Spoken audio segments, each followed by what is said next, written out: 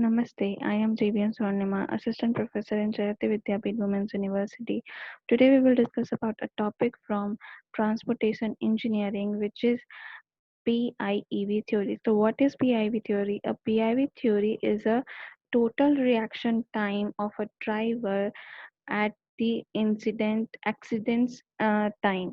ठीक है, तो जब भी क्या हो, एक्सीडेंट का टाइम हो, जो भी एक्सीडेंट होने वाला हो, ठीक है, तो उस टाइम पे जो भी रोड यूजर है, उसके बेसिस पे क्या रिएक्शंस होंगे, उन रिएक्शन को परफॉर्म करने के लिए क्या टाइम लगेगा, वो सारी चीजें क्या है इस पीआईवी थ्योरी में दी है. तो बेसिकली ये क्या है, एक फिजियोलॉजिकल फैक्टर है जो क्या किसको जो कि हमारे रोड यूजर्स के कैरेक्टरिस्टिक के फिजियोलॉजिकल कैरेक्टरिस्टिक में फिजियोलॉजिकल फैक्टर में लाई करता है. ठीक है, तो ये क्या है, फिजियोलॉजिकली बेस्ड है एक रोड यूजर की कंडीशन पे, उसके रिएक्शन टाइम पे.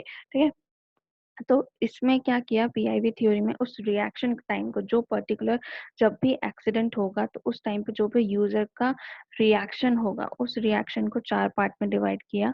परसेप्शन, इंटलेक्शन, इमोशन एंड वायलेशन, ये 4 टाइप के 4 पार्ट्स में डिवाइड किया. ठीक है, तो इसमें क्या होता है कि जब भी एक्सीडेंट होता है तो वो क्या करते हैं, परसेप्शन में क्या होता है, हमारा जो भी सेंसेशन है, हमारे आईज और जो ईयर्स हैं, वो उस जो भी सीन वहाँ पे क्रिएट होने वाला है, उसको वो देख के एंड सुन के क्या करते हैं, हमारे ब्रेन तक पहुंचाते हैं.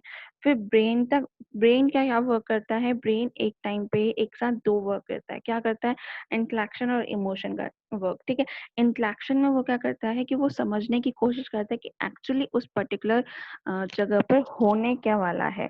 ठीक है, और इमोशन का क्या काम होता है कि जैसे कि एक्सीडेंट होने वाला होता है तो इमोशंस आते हैं कि डर होता है, सम एक्सेट्रा एक्सेट्रा, जो भी वहाँ पे पर्टिकुलर इमोशन क्रिएट होते हैं, तो वो भी at the same time he brain में क्रिएट होते हैं. ठीक है, और उसके बाद क्या होता है, जो वायलेशन की प्रोसेस होती है, वायलेशन का जो पार्ट होता है, उसमें क्या होता है, जो भी ब्रेन ने फाइनल डिसीजन लिया वो बॉडी को पास ऑन करता है, एंड उसके बाद जो भी डिसीजन होता है, बॉडी उसको रिएक्ट करती है. ठीक है, तो ये पूरा कॉन्सेप्ट था पीआईवी थ्योरी का. अब इसमें पी जो था हमारे पास, परसेप्शन टाइम था. परसेप्शन टाइम क्या कहता है कि वो टाइम जिसमें क्या किया, सेंसेशन ने, यानी आईज और ईयर्स ने क्या किया, सेंसेशन लिया और उसको ब्रेन तक पहुंचाया. किसके थ्रू, नर्वस सिस्टम और स्पाइनल कॉर्ड के थ्रू क्या किया, ब्रेन तक पहुंचाया. तो वो टाइम उस पर्टिकुलर जो भी वहां पर अ, जो भी पर्टिकुलर वहां पे एक्सीडेंट होने वाला है या जो भी होने वाला है, उसको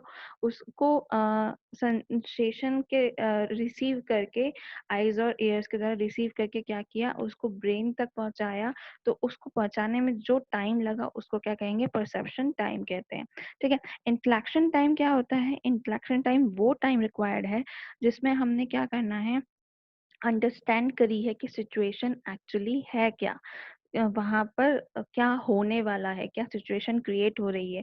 उस वो जो काम कर रहा है, वो कौन कर रहा है, ब्रेन काम कर रहा है. तो ब्रेन ने जितना टाइम उस सिचुएशन को समझने में लगाया, वो टाइम क्या कहलाएगा, इंटलेक्शन टाइम कहलाएगा. ठीक है, ये अलग अलग थॉट्स के साथ कंपेयर करके, रीग्रुपिंग करके, री रजिस्टरिंग करके, न्यू सेंसेशन को, बहुत सारी चीजों के बाद क्या होता है, ये इंटलेक्शन टाइम का हमको टाइम मिलता है. ठीक है, क्योंकि एक साथ क्या होता है, बहुत सारी थॉट्स क्रिएट होने लग जाते हैं. जैसी ऐसी कोई सिचुएशन क्रिएट होती है तो बहुत सारे थॉट्स क्रिएट होने लग जाते हैं, न्यू सेंसेशन आने लग जाते हैं, तो वो उसकी वजह से क्या लगता है, वहां पे टाइम लग जाता है. ठीक है, अ, फिर उसके बाद आता है इमोशन टाइम. इमोशन टाइम क्या होता है, उसी टाइम पे जब सेंसेशन ब्रेन तक पहुंचे, तो उसी टाइम पे, वो टाइम जिसमें क्या हुआ, इमोशनल सेंसेशन और डिस्टरबेंस जैसे कि फियर, एंगर एक्सेट्रा, वो सब क्या हुए, एक साथ क्रिएट हो गए.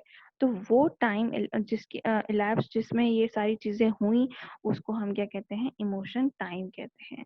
और वॉल्यूशन टाइम क्या होता है, जिसमें फाइनल डिसीजन, फाइनल एक्शन जो भी ब्रेन ने लिया, वो क्या किया, बॉडी को ट्रांसफर किया.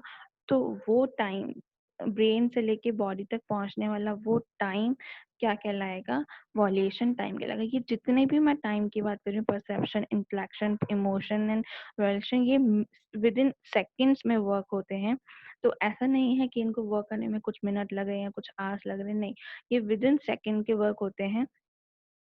सो अगर हम पीआईवी थ्योरी के बारे में बात करें, पीआईवी टाइम्स के बारे में किसी भी ड्राइवर के, तो क्या क्या फैक्टर पे डिपेंड करती है पीआईवी थ्योरी की, फिजिकल और फिजियोलॉजिकल कैरेक्टरिस्टिक कैसी है ड्राइवर की, ठीक है, वो फिजिकली और फिजियोलॉजिकली कितना वहां पर प्रेजेंट है एट दैट सिचुएशन, वो कितना प्रेजेंट है और कैसा है, उस पर वो डिपेंड करता है। टाइप ऑफ प्रॉब्लम कैसी है, ये चीज उस पर भी डिपेंड करती है। मान लीजिए कोई कॉम्प्लेक्स प्रॉब्लम है तो उसमें टाइम ज्यादा लगता है, अगर सिंपल सिचुएशन है तो उसमें टाइम कम लगता है, ठीक है। तो इन्वायरमेंटल कंडीशन कहती है, ये भी उस पर डिपेंड करता है, और टेम्पररी फैक्टर्स भी कुछ होते हैं, उन पर भी ये डिपेंड करता है पीआईवी थ्योरी, ठीक है। तो जो टोटल रिएक्शन टाइम, जैसा कि मैंने कहा, जो भी हम एक एवरेज ड्राइवर की अगर हम बात करके चलें, तो जो टोटल रिएक्शन टाइम होता है वो 0.5 सेकेंड का होता है सिंपल सिचुएशन में, और अगर हम मोर कॉम्प्लेक्स प्रॉब्लम की बात करें तो ये हार्डली 3 to 4 सेकेंड का होता है। इतने से ही सेकेंड्स में क्या होता है, डिसीजन ले लिया जाता है, और ये सारे टाइम्स काउंट हो जाते हैं। तो ये सारी चीजें क्या होती हैं, हमारी पीआईवी थ्योरी में आती हैं। I hope you don't have any query in this session, but if you have, then please mention it in the comment box.